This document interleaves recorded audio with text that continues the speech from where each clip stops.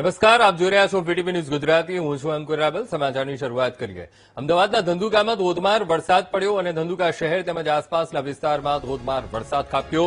સમી સાંજે મુશળધાર વરસાદ વરસતા રોડ પાણી પાણી થયા.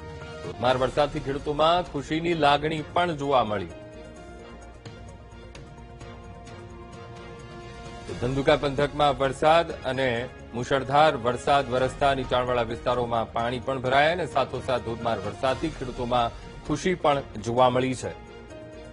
આજ મુદ્દે સંવાદદાતા હરિઓમ ફોનલાઈન પર. હરિઓમ, એકાએક ધંધુકાના વાતાવરણમાં હરિઓમ પલટો અને ધોધમાર વરસાદ, કેવી સ્થિતિ હરિઓમ?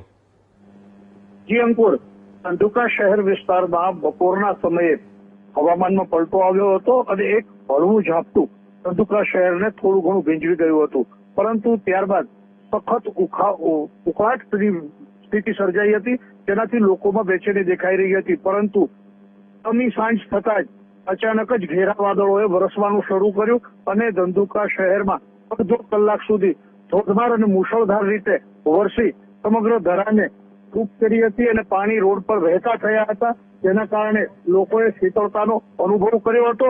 હાલ ચોક્કસ આ વરસાદથી લોકો ગરમીથી રાહત અનુભવી રહ્યા છે. બિલકુલ બિલકુલ હરિઓમ, સમગ્ર માહિતી સાથે જોડાવા બદલ આપનો આભાર.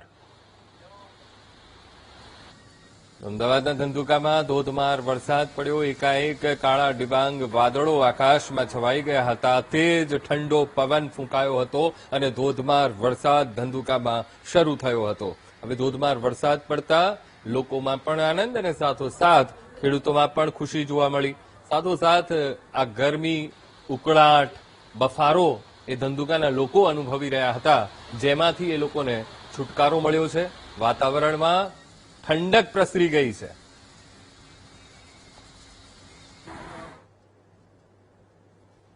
તો ખેડા જિલ્લામાં ભારે પવન સાથે વરસાદ ખાબક્યો અને ભારે વરસાદથી શેઢી નદીમાં નવા નીર આવ્યા છે.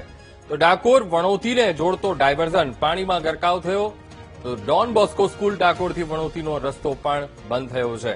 તો ડાકોર પંથકમાં પણ વરસાદ અને વરસાદને કારણે શેઢી નદીમાં નવા નીરની આવક થઈ છે. તો ડોન બોસ્કો સ્કૂલથી વણોતી જતો એ રસ્તો એ પણ બંધ થઈ ગયો છે અને સાથોસાથ શેઢી નદી ઉપરનું જે ડાયવર્ઝન જે હતું એ ડાયવર્ઝન અત્યારે પાણીમાં ગરકાવ થઈ ગયું છે, પાણીમાં ધોવાઈ ગયું છે. બે દ્રશ્યો અમે આપને ટીવી સ્ક્રીન ઉપર બતાવી રહ્યા છીએ. એક તરફ ખેડા ડાકોર પંથકમાં ધોધમાર વરસાદ અને આ તરફ શેઢી નદીમાં નવા નીરની આવક. શેઢી નદી બે કાંઠે વહેતી એ જોવા મળી અને સાથોસાથ શેઢી નદી પર એ જે ડાયવર્ઝન બનાવવામાં આવ્યું હતું એ ડાયવર્ઝન પણ પાણીમાં ગરકાવ થયું. નડિયાદના અમે આપને ટીવી સ્ક્રીન ઉપર દ્રશ્યો બતાવી રહ્યા છીએ. એકાએક નડિયાદના વાતાવરણમાં પણ પલટો આવ્યો.